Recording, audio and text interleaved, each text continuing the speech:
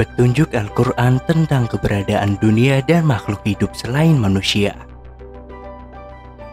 Sebagai pemulaan, inilah ayat dalam Al-Quran. Dan di antara tanda-tanda kekuasaannya adalah penciptaan langit dan bumi dan makhluk hidup yang telah Dia tebarkan di antara keduanya. Dan Dia memiliki kekuasaan untuk mengumpulkan mereka jika Dia menghendaki. Quran Surat Asy-Syura ayat 29. Istilah Arab yang digunakan untuk frasa di antara keduanya adalah fihima, yang hanya bisa berarti makhluk hidup dapat ada di langit dan di bumi. Penafsiran tentang makna makhluk hidup dalam Al-Quran. Seseorang dapat menafsirkan makhluk hidup sebagai malaikat, karena istilah syurga yang digunakan di sini sering digunakan untuk menunjukkan ranah Allah. Namun ada dua masalah dengan interpretasi ini. Yang pertama, ada ayat lain dalam Al-Quran di mana Allah membuat perbedaan yang jelas antara makhluk hidup dan malaikat.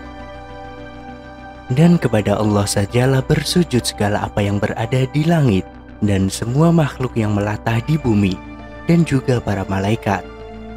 Sedang mereka malaikat tidak menyombongkan diri.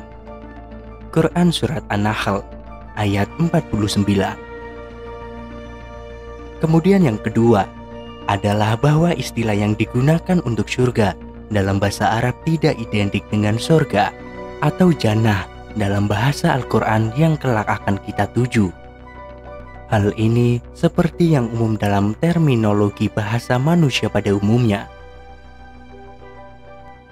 Seperti yang dijelaskan oleh cendekiawan Muhammad Asad dalam terjemahannya The Message of Al-Quran, istilah surga atau langit sama-sama diterapkan pada apapun yang terhampar di atas, seperti kanopi di atas sesuatu hal.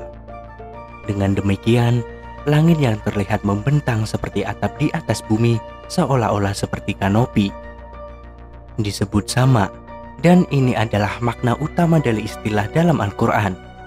Dalam arti yang lebih luas, ia memiliki konotasi sebagai suatu sistem kosmik. Kemudian makna kata dunia dalam Al-Quran yang mengindikasikan dunia paralel.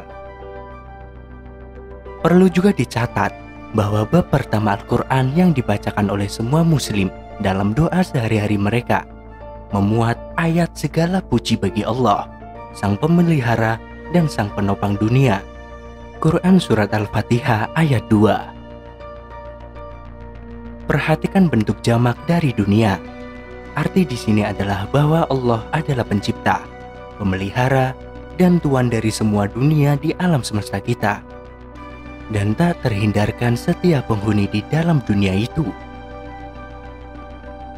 Yusuf Ali, seorang penerjemah Al-Quran yang paling banyak dibaca di dunia, juga berkomentar mengenai hal ini dengan mengatakan bahwa adalah masuk akal untuk menganggap bahwa kehidupan berlangsung di dalam jutaan ruang dan waktu dengan jutaan alam semesta yang berbeda dan bertingkat-tingkat. Keberadaan makhluk luar angkasa bukan suatu hal yang keluar dari batasan pemikiran Islam, karena memang itu sudah banyak dibuktikan dan bukan hanya sekedar dugaan samar yang harus disangkal keberadaannya.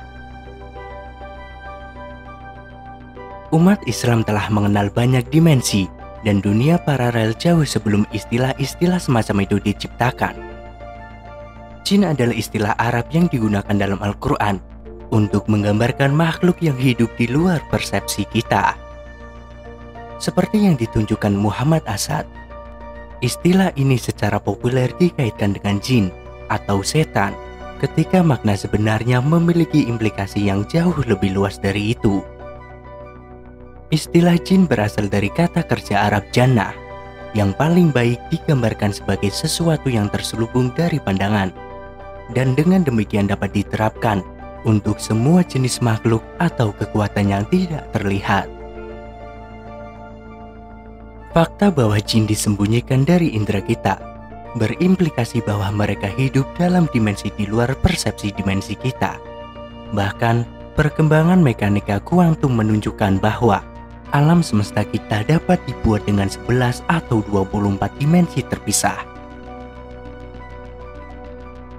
Al-Quran sering merujuk pada dunia yang berada di luar jangkauan persepsi manusia, dan karenanya sangat mungkin bahwa ketika kita hidup di ruang 4 dimensi kita yang dapat diamati, dimensi yang tersisa di luar persepsi kita juga menampung penghuni mereka sendiri.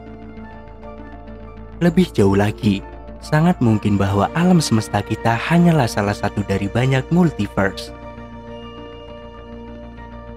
Kemudian ada juga ayat-ayat yang mengindikasikan keberadaan dunia paralel. Proses penciptaan sedang berlangsung, dan sangat mungkin bahwa alam semesta lain yang sejajar dengan kita sedang diciptakan saat kita berbicara. Ada beberapa ayat dalam Al-Quran yang menyebutkan proses penciptaan yang sedang berlangsung ini. Katakanlah, apakah di antara sekutu-sekutumu ada yang dapat memulai penciptaan makhluk, kemudian mengulanginya atau menghidupkannya kembali? Katakanlah, Allah lah yang mulai penciptaan makhluk, kemudian mengulanginya atau menghidupkannya kembali. Maka bagaimana kamu dipangklingkan kepada penyembah yang selain Allah? Quran Surat Yunus ayat 34. Lalu siapakah yang menciptakan manusia atau manusia dari permulaannya kemudian mengulanginya lagi? Quran Surat An-Naml ayat 64. Dan apakah mereka tidak memperhatikan bagaimana Allah menciptakan ciptaan, kemudian mengulanginya? Sungguh itu mudah bagi Allah. Quran Surat Al-Ankabut ayat 19. Mungkin istilah ciptaan merujuk pada penciptaan dan reproduksi umat manusia, dan juga penciptaan dan reproduksi berbagai alam semesta secara luas. Al-Quran juga mengisyaratkan hal ini dengan penciptaan langit. Dialah Allah yang menjadikan segala yang ada di bumi untuk kamu, dan Dia berkehendak menciptakan langit, lalu dijadikannya 7 langit, dan Dia Maha mengetahui segala sesuatu. Quran Surat Al-Baqarah ayat 29. Penting untuk dicatat di sini bahwa Al-Quran diturunkan dalam bahasa Arab, dan setiap upaya menerjemahkannya ke dalam bahasa Inggris, Indonesia, atau bahasa lain apapun mengakibatkan hilangnya banyak metafora dan idiom yang umum dalam bahasa Arab. Satu ungkapan seperti itu, seperti yang dikatakan Muhammad Asad, adalah bahwa di dalam penggunaan bahasa Arab dan juga dalam bahasa Semit lainnya, angka 7 seringkali identik dengan beberapa, sama seperti 70 atau 700, seringkali berarti banyak atau sangat banyak. Hal ini diambil bersama-sama dengan definisi linguistik yang diterima bahwa setiap sama adalah sama sehubungan dengan apa yang ada di bawahnya.